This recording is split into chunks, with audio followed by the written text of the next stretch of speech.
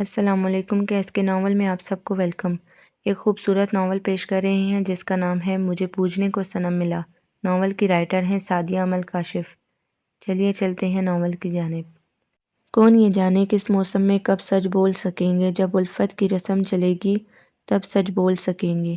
آنکھیں بھی سچ بول سکیں گی، لب سچ بول سکیں گے، سچ کہنے کا جب سیکھیں گے ڈب بول سکیں گے۔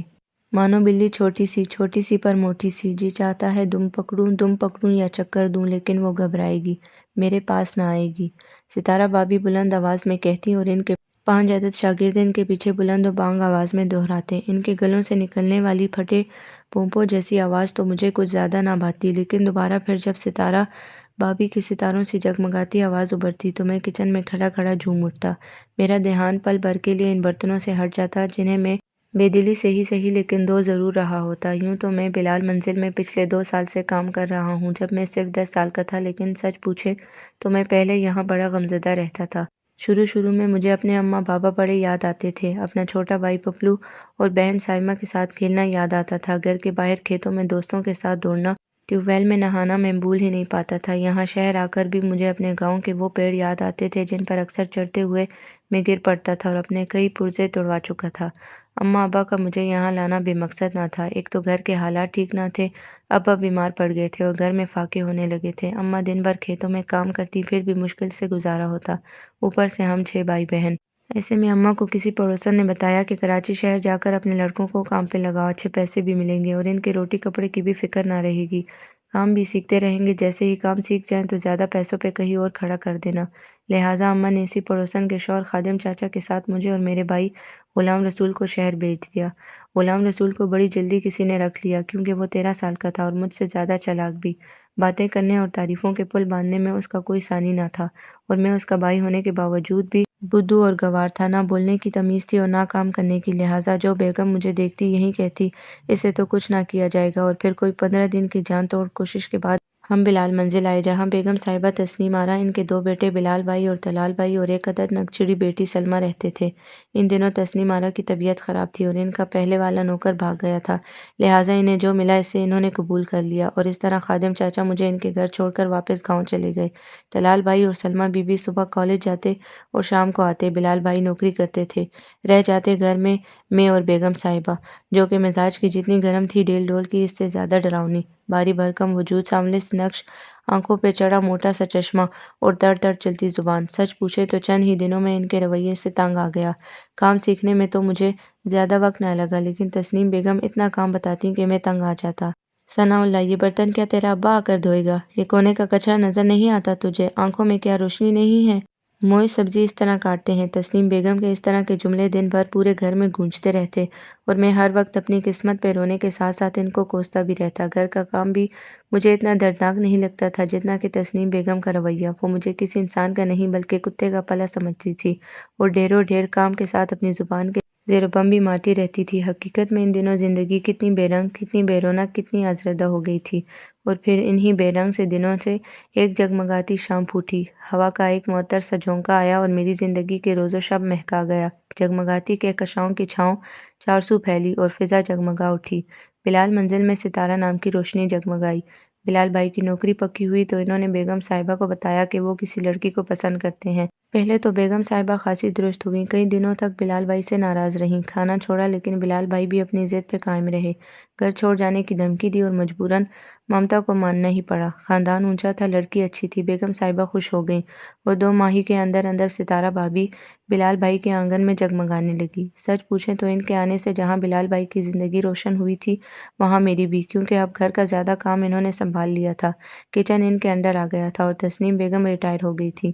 بس ان کی زبان ابھی بھی اس عہدے پہ فائز تھی، بلکہ کبھی کبھی ستارہ بھابی پر بھی برستی تو ان کے ساتھ ساتھ میرا دل بھی کرتا تھا، اتنی پیاری تو تھیں وہ، دمکتی دودھیا رنگت، بڑی بڑی براؤن آنکھیں، دراز زلفیں اور نازک سا وجود۔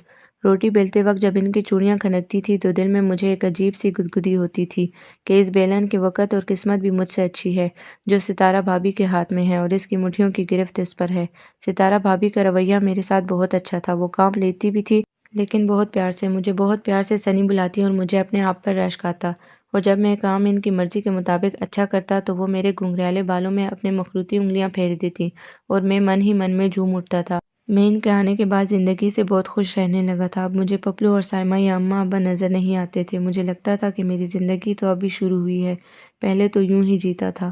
ان دنوں میری زندگی کا صرف ایک مسئلہ بن گیا تھا، بلال بھائی، جو بے شک میرے ساتھ جتنے اچھے تھے مگر مجھے ناپسند تھے۔ وہ ستارہ بھابھی کے ساتھ ہنستے، چھیڑخانی کرتے، باتیں کرتے یا کھانا کھاتے تو میں بہت اداس ہوتا، دل ہی دل میں کرتا رہتا، بلال بھائی کو بددعا دیتا، تنہائی میں اپنی حیثیت یاد کر کے پریشان ہوتا۔ لیکن میری یہ پریشانی اس طرح دور ہوئی کہ بہت ہی جلد بلال بھائی کا تبادلہ دبئی ہو گیا، تقریباً 1 سال کے لیے، کسی کام کے سلسلے میں۔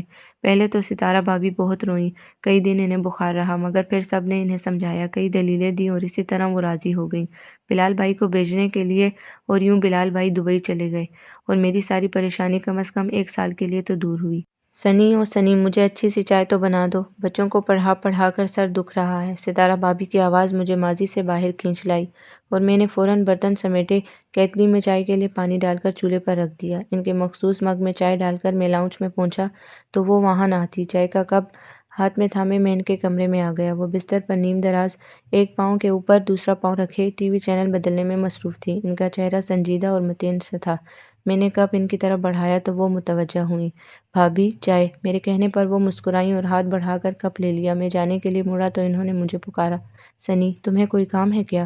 نہیں بھابھی، برتن دھو لیے تھے، سبزی کاٹنے میں ابھی دیر ہے۔ میں نے کہا تو پھر ذرا ادھر بیٹھ کر میرا کام ہی کر دو، میری ڈریسنگ ٹیبل کی ساری چیزیں ہٹا کے انہیں صاف کر کے سیٹ کر دو۔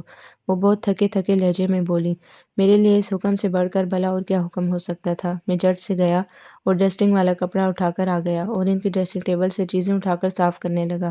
وہ خاموشی سے چائے کے چھوٹے چھوٹے گھونٹ لینے لگی۔ تمہارے گھر میں کتنے لوگ ہیں ثناء اللہ؟ وہ تھوڑی دیر بعد بولی۔ ہمارے گھر میں جی، ہم 6 بہن بھائی، ابا اماں اور بوڑھے دادا ہیں۔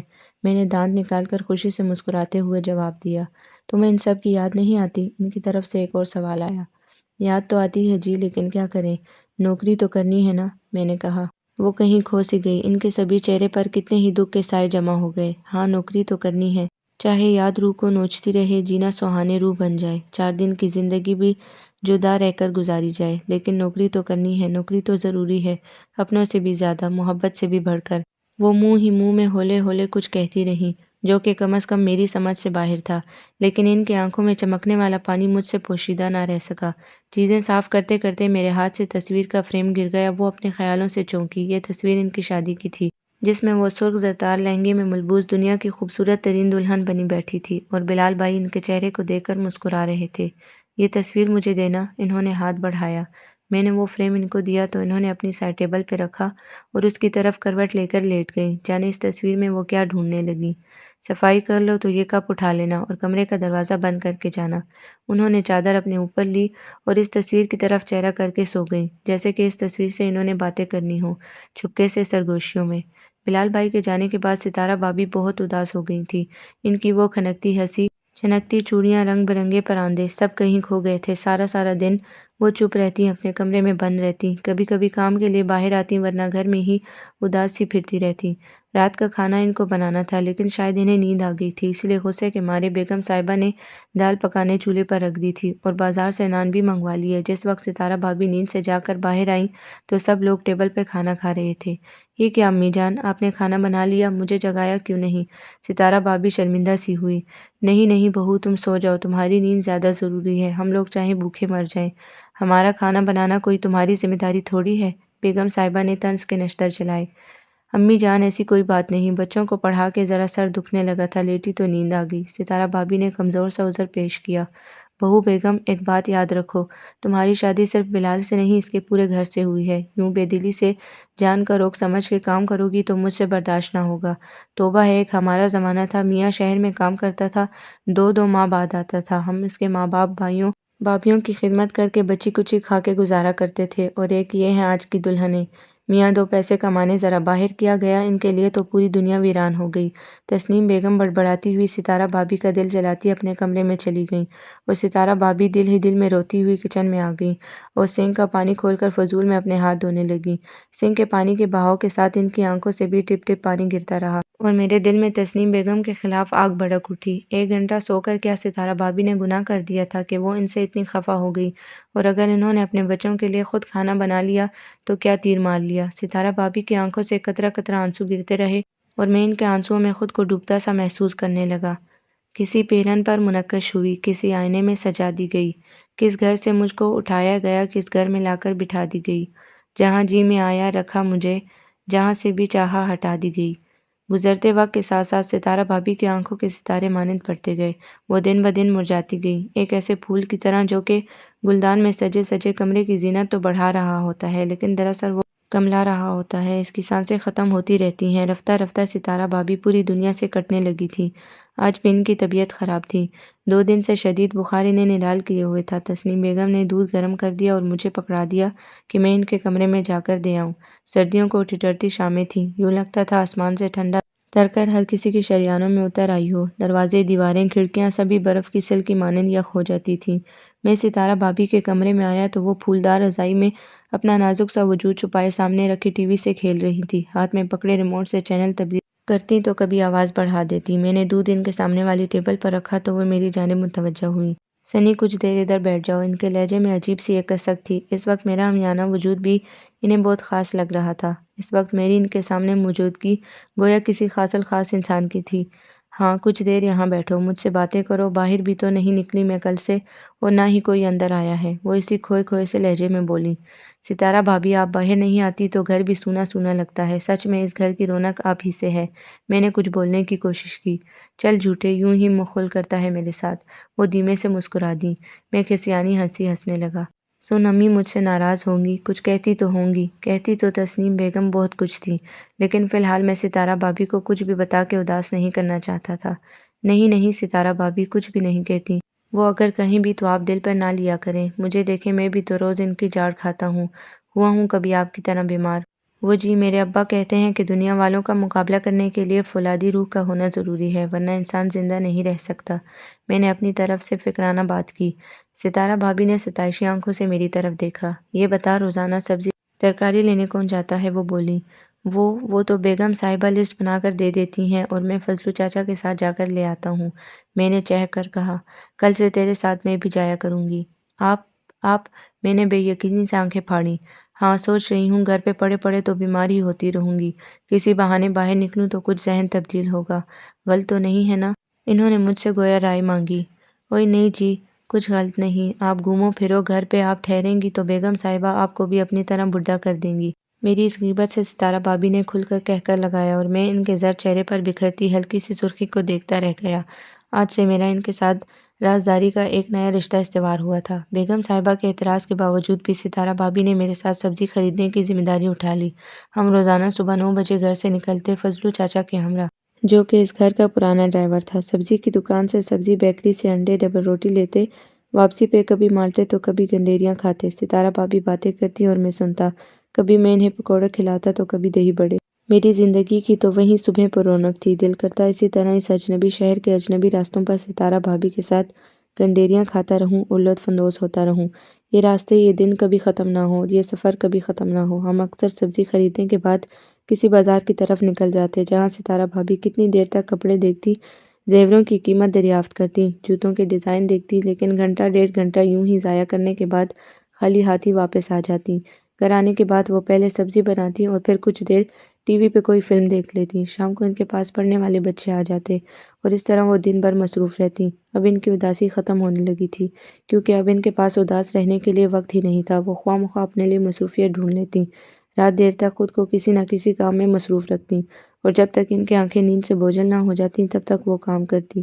اکثر رات گئے اٹھ کر شوکیس کے برتن نکالتی، انہیں صاف کر کے ان کی دوبارہ سیٹنگ کرتی۔ کتنی دیر گھر کی بالکنی میں کھڑی چپ چاپ کچھ سوچتی رہتی۔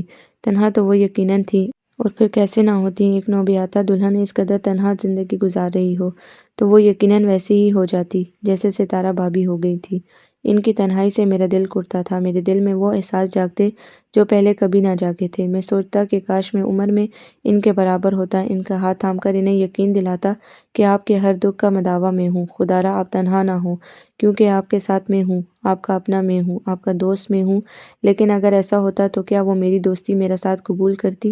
یقیناً نہیں، کیونکہ میں، میری حیثیت، میری جگہ بلال بھائی کا نعم البدل ہرگز نہ تھی۔ بلال بھائی کے ہفتہ بعد آنے والے فون کالز میں بھی اب کچھ ناغہ ہونے لگا جس کا اثر ستارہ بھابی نے کافی گہرائی سے لیا۔ 2 دن وہ سبزی خریدنے بھی نہیں گئی۔ تیسرے دن وہ میرے ساتھ نکلی۔ سبزی خریدنے کے بعد انہوں نے ایک مخصوص کپڑے کے بازار کا رخ کیا۔ سلک، جارجٹ، سوتی، کاٹن، ساٹن، فلیٹ، شیفون، انہوں نے کئی طرح کے سوٹ خریدے۔ دکاندار سے کچھ باتیں کی اور 2-3 درزیوں کے پاس بھی گئی۔ گھر آ کر انہوں نے گھر کے پچھواڑے بنے اسٹور روم کو میرے ساتھ مل کر صاف کیا، کئی فضول چیزیں باہر نکلوائیں اور اس جگہ کو بیٹھنے کے قابل بنایا۔ انہوں نے ایک نئی مصروفیات پالنے کا سوچا تھا جس پر بھی تسنیم بیگم نے شور مچایا، لیکن ستارہ بھابی کو کوئی پرواہ نہ تھی۔ انہوں نے سلمیٰ باجی کو بھی اپنے کام میں شامل کیا اور کاغذ پہ کپڑے ڈیزائن کرنے لگی۔ اگلے دن سے 2 عدد درزی ہمارے گھر آنے لگے اور اسٹور روم میں بیٹھ کر کاغذ پہ بنے ان ڈیزائنوں کو کپڑوں پر بنانے لگے۔ اس طرح تقریباً مہینہ بھر ہی میں کئی سارے ریڈی میڈ سوٹ تیار ہو گئے جنہیں ستارہ بھابی بڑی بڑی دکانوں پہ لے جا کر فروخت کرنے لگی۔ گھر میں پیسے آنے لگے اور اس طرح اسی اسٹور روم کے اوپر ایک چھوٹا سا کمرہ بنایا گیا جہاں درزیوں کو بٹھایا جانے لگا اور نچلا حصہ پہناوا بوتیک بن گیا۔ گھر چونکہ مین روڈ پر ہی تھا لہٰذا لوگوں کی متوجہ ہونے میں بالکل وقت نہیں لگا اور آہستہ آہستہ لوگ اس جانب متوجہ ہوئے اور ستارہ بھابی کا یہ بزنس چل پڑا۔ وہ حد سے زیادہ مصروف رہنے لگیں۔ اب ان کے کسی فعل پر تسنیم بیگم کو کوئی اعتراض نہ تھا اور اگر کبھی اعتراض ہوتا تو ستارہ بھابی اس اعتراض کا منہ پیسوں سے بند کر دیتی۔ اب گھر کے کئی خرچے ستارہ بھابی کے پیسوں سے پورے ہوتے۔ بلال بھائی کی بیجی رقم زیادہ تر تسنیم بیگم بینک میں جمع کروا دیتی۔ ان دنوں ستارہ بھابی کے نزدیک میری حیثیت پہلے سے کچھ بہتر ہو گئی تھی۔ کوڑا گوار تو میں پہلے بھی نہ تھا، پھر ستارہ بھابی نے کچھ پڑھایا تو میں حساب کتاب کرنے کے قابل ہو گیا۔ اب درزیوں، دکانداروں کا حساب بھی کر لیا کرتا تھا۔ 13 برس پورے کر چکا تھا، قد کاٹ بھی ٹھیک ٹھاک تھا اور تسنیم بیگم کے دیسی گھی میں پکے کھانوں نے وزن بھی کئی گنا بڑھا دیا تھا، لہٰذا میں کہیں سے بھی گھر کا ملازم محسوس نہ ہوتا تھا۔ ستارہ بھابی مجھ پہ اعتماد کرنے لگی تھی۔ انہوں نے میرے سادہ سے حلیے کو بھی تبدیل کر دیا تھا۔ میلے کچیلے پرانے کپڑوں میں گھر کے شیشے اور باتھ روم صاف کرنے والا ثناء اللہ اب پینٹ شرٹ میں پھرنے والا سنی بن چکا تھا۔ گھر پر بھی میں اب صرف کچن سنبھالتا تھا۔ صفائی وغیرہ کے لیے ستارہ بھابی نے لڑکی رکھ لی تھی۔ اب میرا دن کا زیادہ وقت بوتیک پر یا بوتیک کے کام کے سلسلے میں باہر گزرتا تھا۔ میں خوش تھا، میری قسمت یکا یک بدل چکی تھی۔ میرے نصیب میں ستارہ بھابی کی 24 گھنٹے کی رفاقت آ گئی تھی۔ اب مجھے بلال بھائی یا کسی سے بھی حسد محسوس کرنے کی کوئی ضرورت نہ تھی۔ جیسے جیسے میری عمر بڑھتی جا رہی تھی ویسے ویسے ستارہ بھابی سے میری محبت پروان چڑھتی جا رہی تھی۔ محبت؟ کیا واقعی یہ محبت تھی؟ کیا محبت یک طرفہ ہو سکتی ہے؟ کیا محض آنکھوں کے رستے کسی کو اپنے اندر اتار لینے کو بھی محبت کہا جا سکتا ہے؟ کیا کسی کو محسوس کرنا ہی محبت ہو سکتی ہے؟ شاید ہاں، لیکن ایسی محبت تو بندگی کہلاتی ہے۔ معبود کے نزدیک کسی چار دیواری کے اندر رکھے کسی مٹی کے پتلے سے محبت کرنا بھی کچھ لوگوں کے نزدیک بندگی کہلاتی ہے۔ کیا وہ بندگی بھی محبت ہوتی ہے؟ یہ میں کن سوالوں کے غلام گردشوں میں الجھتا جا رہا تھا۔ مجھے کچھ معلوم نہ تھا۔ مجھے معلوم تھا تو صرف اتنا کہ ہر گزرتے دن کے ساتھ میں ستارہ بھابی کو پہلے سے کہیں زیادہ چاہنے لگا تھا۔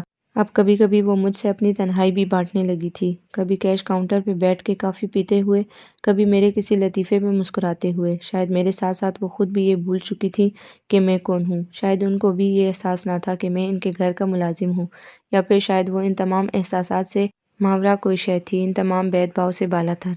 بلال بھائی ہر سال کے آخر میں 1 ماہ کی چھٹی پر آتے تھے اور وہ 1 مہینہ جہاں ستارہ بھابی کی زندگی میں رنگ بھر جاتا وہیں میری شامیں بے رنگ کر جاتا۔ وہ پورا مہینہ ستارہ بھابی کچھ نئے روپ اوڑھ لیتی، اچھے اچھے ملبوس زیب تن کرتی، پورا گھر پھر سے ان کی چوڑیوں کی کھنکھناہٹ سے گونجتا، پھر سے ہر سو ان کی پازیب چھنکتی۔ وہ اکثر وقت گھر پر رہتی، بوتیک میں اور سلمیٰ باجی سنبھالتے۔ ان دنوں میں نے اپنی عمر کے 15 برس پورے کیے تھے اور ہر سال کی طرح اس سال بھی دسمبر آیا اور دسمبر کی خنک شاموں اور مختصر صبحوں کے ہمراہ بلال بھائی بھی آ گئے اور ایک بار پھر میرے سپنوں کے محل کی کرچیاں ہونے لگیں۔ سال کے انہی دنوں میں میرے دل میں شدت سے یہ احساس جاگتا کہ میں اس گھر کا ملازم ہوں، گاؤں سے آیا ہوں، ایک ان پڑھ لڑکا۔ میری حقیقت بھی حقیر ہے اور پہچان بھی ادنا۔ ستارہ بھابی کا وقت، چاہت اور زندگی کم از کم میرے لیے نہیں، ہرگز نہیں۔ کپ کپاتی خنک راتوں میں گھر کے کسی کونے میں جب میں ستارہ بھابی اور بلال بھائی کو ہلکے ہلکے مسکراتے دیکھتا یا جب جاڑوں کی کومل دھوپ میں باتیں کرتے پاتا تو میری شریانوں میں آگ سی دوڑنے لگتی۔ میرا دل کرتا کہ بلال بھائی کو قتل کر دوں اور ستارہ بھابی کو مجبور کروں کہ وہ مجھے چاہیں، مجھ سے باتیں کریں، میرے ساتھ مسکرائیں، لیکن مجھے پتا تھا کہ ایسا کرنا میرے اختیار میں نہیں ہے اور نہ مجھ میں ایسا کرنے کی ہمت ہے، لیکن میرے یہ احساسات بھی وقتی تھے۔ بلال بھائی کے جاتے ہی جب ستارہ بھابی واپس پرانے طرز میں آتی تو میں بھی سبھی کچھ بھول جاتا۔ اکثر سوچتا کہ بلال بھائی کو تو ستارہ بھابی کا ساتھ محض 1 مہینے کے لیے نصیب ہوتا ہے اور مجھے پورے 11 ماہ۔ ان دنوں گھر میں سلمیٰ باجی کی شادی کی باتیں ہو رہی تھی، رشتہ منظور ہو چکا تھا۔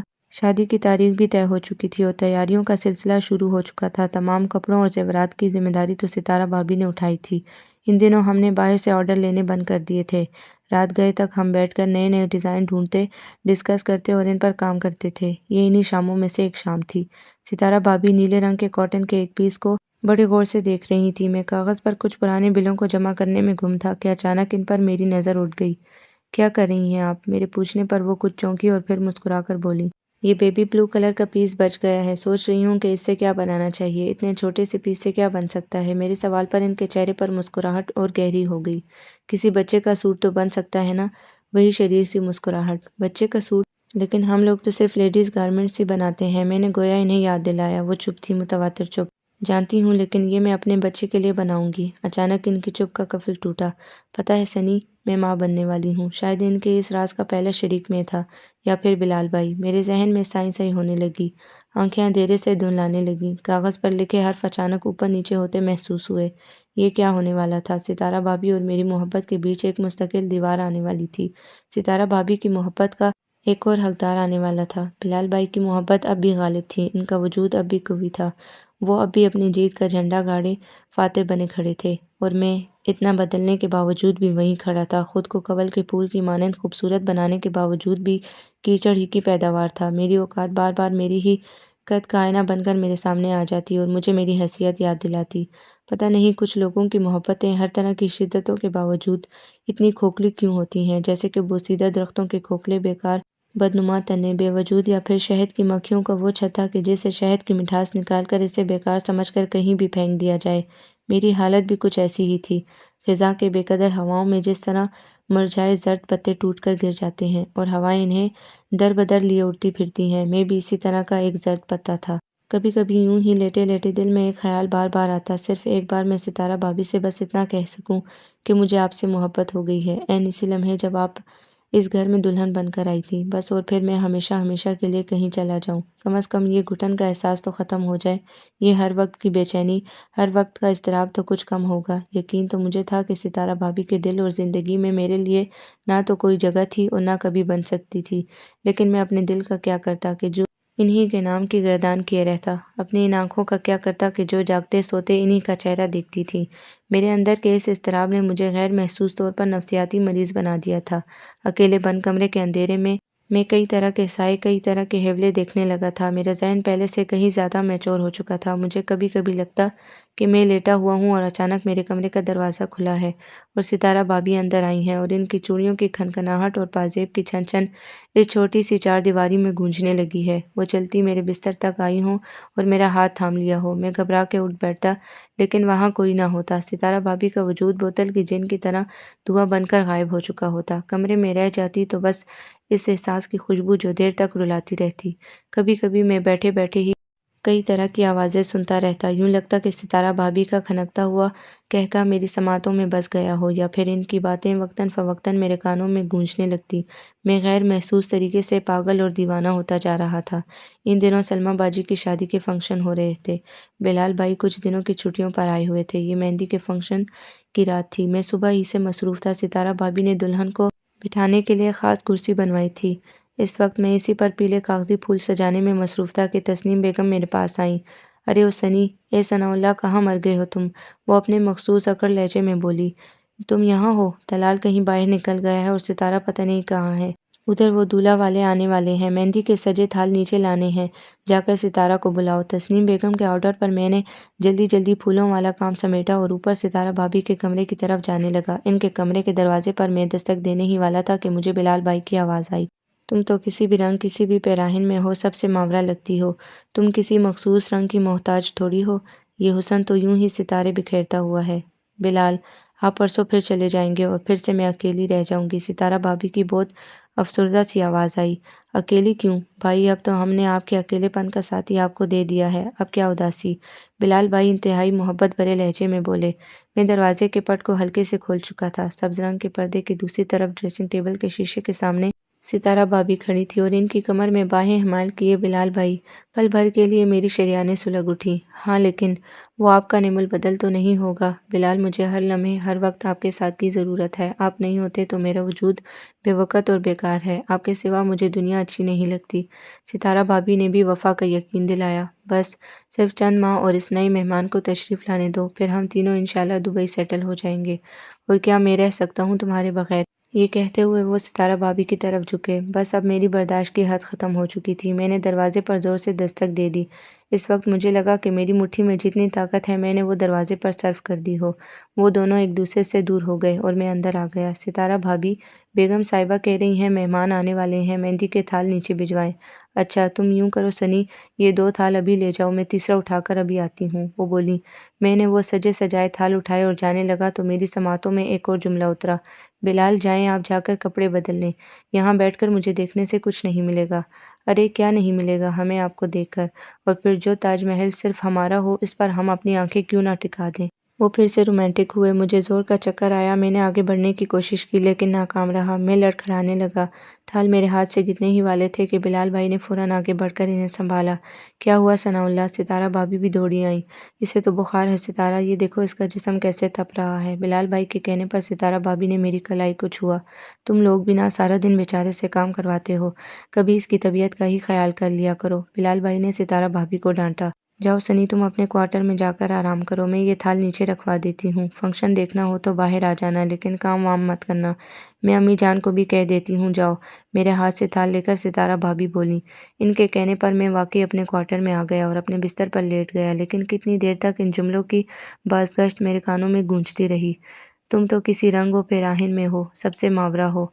मुझे हर लम्हे हर वक्त आपकी मौजूदगी और साथ की ज़रूरत है। जो ताजमहल सिर्फ हमारा हो, इस पर आंखें क्यों ना टिकाएं। आपके सिवा मुझे दुनिया अच्छी नहीं लगती। जो ताजमहल सिर्फ हमारा हो, सिर्फ हमारा। मैं धाड़े मार मार कर रोने लगा बुलंद आवाज़ से।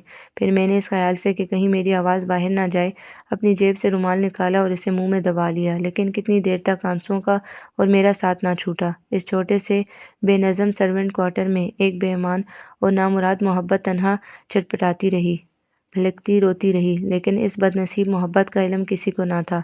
इसको भी ना था जिससे यह वाबस्ता थी, ये जिसके लिए थी। बुखार ने मेरे अंदर नकाहत और काहिली पैदा कर दी थी। मुझे ना इल्म था कि ये बुखार मुझ पर क्यों तारी हुआ था, काम के बोझ की वजह से या जहनी बोझ की वजह से। जब से मैं बिलाल मंजिल में आया था बहुत कम ही बीमार हुआ था। शायद यहाँ का साफ़ सुथरा माहौल और बेहतर खुराक मेरी सेहत की असल वजह थी।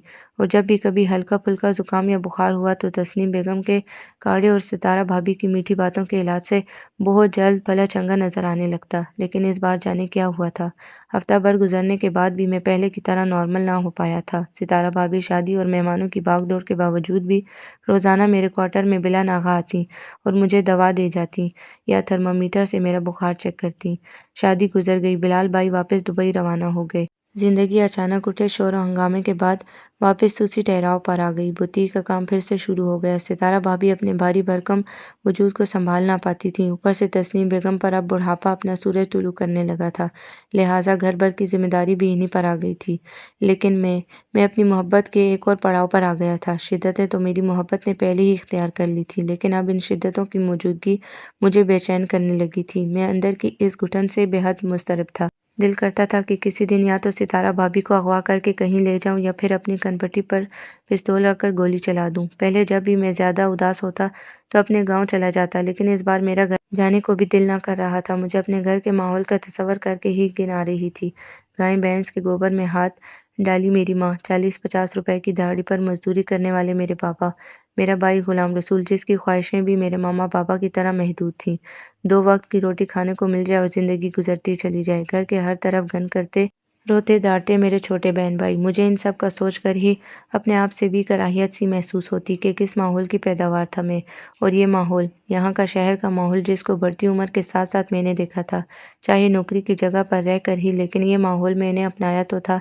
रेशम की तरह के गदास कालीनों वाले फर्श, महंगे महंगे पलंग और इन पर मखमली बिछौने, आला तर्ज की आसाइशात, कहाँ ये सब और कहाँ मेरा घर। اس کا اور اس کا بھلا کیا موازنہ، اور میں پیداوار تھا اس گندے ماحول کی، اور ستارہ بھابی اس ماحول کی۔ محبت ہوئی بھی تو کہاں، جہاں مطابقت کا میل کا کوئی تصور ہی نہ تھا، جہاں رضامندی کا سوال ہی نہ اٹھتا تھا۔ ان دنوں میں نے دل کی بے چینی کے زیر اثر سگریٹ پینا شروع کر دیا تھا۔ محلے کے چند ہم عمر لڑکوں سے دوستی بھی کر لی تھی۔ یہ راہ فرار کا ایک نیا طریقہ تھا۔ اس سے یہ ہوتا کہ 1-2 گھنٹے میں گھر سے باہر رہتا اور کم از کم اس محبت کی قسمت پر افسوس کرنے سے بچا رہتا۔ تسنیم بیگم کی حالت دن بدن خراب ہوتی رہی۔ ان کی فطرت اب بہت بدل گئی تھی۔ وہ غصہ اور اکڑ پن کہیں کھو چکا تھا۔ اب تو وہ اپنے پوتی یا پوتے کا چہرہ دیکھنے کو زندہ تھی، اور ان کا یہ خواب بہت ہی جلد تعبیر بن کر ان کے سامنے کھڑا ہو گیا۔ ستارہ بھابی ایک پیارے سے بیٹے کی ماں بن چکی تھی۔ اب ان کی کل کائنات وہ بچہ بن گیا۔ وہ بوتیک کے کام، گھر کی آرائش اور پوری دنیا کو فراموش کر کے اس بچے میں مگن ہو گئی تھی۔ دانش کے کپڑے دھو دیے سنی۔ دانش رو رہا ہے، دانش سو رہا ہے، دانش دودھ مانگ رہا ہے، دانش کے لیے جھولا خریدنا ہے، دانش یہ دانش وہ۔ بلال بھائی کا وجود میرے لیے کم اذیت ناک تھا، اور اب یہ دانش، دانش کی گردان۔ مجھے ہر اس چیز سے نفرت محسوس ہونے لگی تھی جس سے ستارہ بھابی کو محبت تھی یا جس سے ان کی وابستگی تھی۔ ننھے دانش کی معصوم خدوخال بھی مجھے نہایت نفرت آمیز محسوس ہوتے تھے۔ ستارہ بھابی کے 24 گھنٹے اسی کے لیے کام کرتے اور اسی کا سوچتے گزرتے، گویا انہیں دنیا سے تعلق کی ضرورت ہی نہ تھی۔ ساری چاہتیں، ساری وابستگیاں بس اسی سے منسوب ہو کر رہ گئی تھیں۔ اس حالت میں جب وہ مجھے نظر انداز کرتیں یا کبھی کبھار جھڑک دیتیں تو میں گھر سے نکل آتا، اور جب تک سگریٹ کا ایک پیکٹ نہ پھونک لیتا تب تک سکون نہ پاتا۔ انہی دنوں میرے دوست وحید نے مجھے افیم بھری سگریٹ پلائی۔ پہلے پہل تو اس کا ذائقہ مجھے ناگوار لگا، لیکن پھر اگلے ہی پل یہ موہوم سی ناگواری عجیب سرور کے احساس میں تبدیل ہونے لگی۔ وہ اجنبی ذائقہ عجب مٹھاس دینے لگا۔ اس مخصوص مہک اور دھوئیں میں مجھے ستارہ بھابی کا تخیل ڈولتا نظر آتا۔ وہ دھواں فضا میں پھیلنے کے ساتھ ساتھ ستارہ بھابی کا وجود بنتا جا رہا تھا، اور میں کھلی آنکھوں سے ان کا تصور کر رہا تھا۔ انہیں دیکھتا رہا جی بھر کے، اس طرح نہیں جس طرح گھر میں چوری چھپے دیکھتا تھا۔ وہ میری طرف دیکھتیں تو میں آنکھ چرا لیتا۔ اب مجھے افیم کی عادت ہو گئی تھی۔ افیم کی ایک سگریٹ ستارہ بھابی اور میرے مابین ایک دریچے کی حیثیت رکھتی تھی۔ ایک کش کے ساتھ ہی وہ دریچہ واہ ہو جاتا اور میں ستارہ کو دیکھ سکتا، تصور میں ان سے باتیں کرتا، ان کا لمس محسوس کرتا۔ بلال منزل کی رنگ بدلتی زندگی کا بھی میں حصہ تھا۔ کتنے عرصے سے یہ میری پناہ گاہ تھی۔ بچپن میں یہاں آیا تھا اور یہیں جوان ہوا تھا، یہیں سارے طور طریقے سیکھے تھے، یہی محبت کی بھول بھلائیوں میں کھویا تھا، یہیں رہ کر خواہشوں کے جال مجھ پر تن کے کپڑوں کی مانند تنگ ہوئے تھے۔ ان دنوں بلال منزل پر ایک اور رنگ آیا، سوگواری کا رنگ۔ اس رات تسنیم بیگم پر شدید دل کا دورہ پڑا جو ان کی جان لے کر ٹلا۔ وہ اپنے بچوں کو چھوڑ کر ہمیشہ ہمیشہ کے لیے اس دار فانی سے کوچ کر گئی۔ ان کے جانے کا دکھ سبھی کو تھا، مجھے بھی، کہ جو اس گھر کا ملازم ہونے کے باوجود بھی ایک فرد کی طرح تھا۔ ان کے جانے کے بعد گھر بہت سونا ہو گیا۔ طلال بھائی بزنس ایڈمنسٹریشن کے سلسلے میں ملک سے باہر جا رہے تھے، اور سننے میں آیا کہ بلال بھائی بھی 1 ماہ بعد آ کر ستارہ بھابی اور دانش کو اپنے ساتھ دبئی لے جائیں گے۔ بلال منزل کو فروغ کرنے کا سوچا گیا، اور پہناوا بوتیک ستارہ بھابی دبئی شفٹ کرنا چاہتی تھی۔ باقی رہ گیا میں تو ایک ملازم تھا، ایک حقیر غلام۔ کاش میں ان کے گھر کا فرد ہوتا جسے وہ اپنے ساتھ لے جاتیں، یا پھر ان کی بوتیک کا کوئی کپڑا جسے وہ ضائع نہ کرتیں، اور کچھ نہیں تو ان کے گھر کا فرنیچر یا کوئی سامان جسے جانے سے پہلے وہ کسی محفوظ ہاتھ میں تو دے جاتیں۔ لیکن افسوس، میں ان میں سے کچھ بھی نہ تھا۔ میں تو وہ نوکر تھا جس نے اپنی نوکری کی تھی اور اس کے بدلے تنخواہ لی تھی، برتن دھونے، صفائی کرنے اور کھانا بنانے کا معاوضہ لیا تھا۔ لیکن اس تنخواہ، اس معاوضے کا کیا جو میں نے محبت کے بدلے میں مانگنی تھی، ان گنت خوابوں خواہشوں کے لیے مانگنی تھی، کتنی ہی مضطرب صبحوں اور شاموں کے لیے مانگنی تھی۔ بوتیک کی اور گھر کی پیکنگ شروع ہو چکی تھی، سامان سمیٹے جا رہے تھے۔ اس دن ستارہ بھابی میرے پاس آئیں اور مجھ سے مخاطب ہوئیں۔ سنی، ایک بات پوچھوں؟ یہاں سے کام چھوڑ کر تم کہاں جاؤ گے؟ کسی دوسرے گھر میں یا پھر کسی اور جگہ؟ آج پہلی بار ان کے جملے کی نوعیت نے مجھے احساس دلایا کہ میری حیثیت کیا ہے۔ میری آنکھیں نہ چاہتے ہوئے بھی نم ہو گئیں۔ میں نے تو کبھی سوچا بھی نہ تھا کہ یہاں سے چھوڑ کے کہیں جاؤں گا۔ میری آواز روحان سی تھی۔ وہ میرے قریب آئیں اور مسکرا کر میری آنکھوں میں دیکھنے لگیں۔ اگر بات کسی قریبی شہر کی ہوتی تو سنی، تو میں تم کو ضرور اپنے ساتھ لے جاتی، لیکن ابھی تو یہ ممکن نہیں ہے نا۔ میں آپ کے بنا نہیں رہ سکوں گا۔ یہ جملہ سراسر میری محبت کے اظہار کا عکاس تھا، لیکن ستارہ بھابی نے اسے بھی معمولی ہی جانا۔ تو ہم کیا رہ پائیں گے؟ ہمیں بھی تو کتنی عادت ہو گئی ہے تیری پگلے، یہ تم کیا جانو، کتنا سکھ، کتنی آسانی دی ہے تم نے ہمیں۔ میں تمہیں اپنا نمبر دیتی جاؤں گی، کبھی کبھار فون تو کر سکو گے نا؟ وہ بہت پیار سے بولی۔ اب میں اپنی آنکھوں پر قابو نہ پا سکا اور دل کھول کر رو دیا۔ وہ کتنی دیر تک میرے بالوں میں اپنے ہاتھ پھیر کر مجھے چپ کراتی رہیں۔ میں چاہ کر بھی ایک مرتبہ بھی نہ کہہ سکا کہ مجھے آپ سے محبت ہے۔ ہاں ستارہ بھابی، میرے دل کی ہر دھڑکن سے پوچھیے، میرے دل، میری سانسوں سے، میں نے تقدیر سے صرف اور صرف آپ کو مانگا ہے۔ اس رات میں نے بہت نشہ کیا۔ میں اپنے آپ کو نشے کے پردے میں غرق کر کے ستارہ سے جدا ہونے کے احساس کو ختم کرنا چاہتا تھا۔ پہلے کچھ بھی تھا وہ میری آنکھوں کے سامنے تو تھی، میں انہیں دیکھ تو سکتا تھا، ان کے اور میرے مابین کوئی فاصلہ تو نہ تھا، اور اب یہ صدیوں زندگیوں پر محیط فاصلے، رکاوٹیں۔ تمام رات میں افیم پی کر جب گھر آیا تو مجھے دنیا کی کوئی خبر نہ تھی۔ میں بے ہوش ہو کر سو گیا۔ اگلی صبح جدائی کی صبح تھی۔ بلال بھائی ستارہ بھابھی کو ہمیشہ ہمیشہ کے لیے مجھ سے دور لے جا رہے تھے۔ ایئرپورٹ کی طرف جانے والی کار میں سامان رکھنے کے بعد ستارہ بھابھی میرے پاس آئیں اور بولی، تم بھی اپنا سامان سمیٹ لو سنی، اور آج ہی اپنے گاؤں چلے جاؤ، اور ہاں یہ لو میری طرف سے۔ وہ ایک سبز لفافہ میری طرف بڑھاتے ہوئے بولی، یہ تمہاری محبت، تمہاری خدمت کی قیمت نہیں، ہمارا پیار ہے، اسے رکھ لو۔ انہوں نے اس لفافے کو میرے ہاتھ میں تھما دیا۔ میں اس وقت بھی کچھ نہ کہہ سکا کہ اب کچھ کہنے کا کوئی فائدہ نہ تھا، اب وقت گزر چکا تھا۔ وہ گاڑی میں بیٹھی اور گاڑی چلنے لگی۔ وہ گئی دور، بہت دور۔ اس دن اسی وقت میں بلال منزل سے نکلا، بنا کسی سامان کے، صرف سگریٹ کا پیکٹ اٹھائے، اور سامان اٹھاتا بھی تو کیا اٹھاتا؟ اس گھر کی چار دیواری میں میری ناکام محبت، میرے عشق لاحاصل کی کتنی بے رونق شامیں، کتنے خوابیدہ لمحے دفن تھے، کتنے خواب، کتنے ارمان پوشیدہ تھے۔ میں کس کس کو اپنے ساتھ لیتا؟ میں سگریٹ پیتا رہا، اپنے غم کو دھوئیں میں اڑاتا رہا، اپنے عشق لاحاصل کی قسمت پر آنسو بہاتے بہاتے میں ایک شاہراہ پر آ گیا جہاں میرے جیسے اور کتنے ہی بد نصیب اپنے آپ کو نشے میں غرق کیے لیٹے تھے۔ وہ لوگ مجھے بہت اپنے، بہت قریبی لگے۔ میں بھی وہیں کہیں بیٹھ گیا اور ایک نئی سگریٹ سلگا لی۔ سگریٹ جلتی رہی، نشہ میرے رگوں پہ میں اترتا رہا۔ ستارہ کا تخیل سگریٹ کی دھوئیں کے ساتھ اترنے لگا۔ زندگی ایک نیا موڑ لینے لگی، عشق ایک نئے مقام پر پہنچنے لگا، بندگی بننے لگی۔ یہاں بیٹھے ہر میرے جیسے نشہ کرنے والے کے پاس ایک کہانی ہے، ایک محبت ہے، ایک ستارہ ہے، اور اسی محبت کی ناکامی اور اسی عشق کے لاحاصل ہونے کے باعث ایک سگریٹ ہے، اور اس سگریٹ کے دھوئیں میں ایک تخیل ہے۔ لوگوں کے نزدیک نشہ موت ہے، لیکن ہم جیسے ناکام لوگوں کے نزدیک ہوش میں رہ کر اپنی ناکامی کا تصور کرنا موت ہے، اور ہوش سے بیگانہ ہو کر اپنے صنم کا تصور کر کے اسے پوجنا زندگی۔ آج سے میں زندہ رہنے لگا تھا۔ آپ کو یہ ناول کیسا لگا؟ کمنٹس میں اپنی رائے ضرور دیں۔ ہمارے چینل کو سبسکرائب کریں، لائک کریں، شیئر کریں۔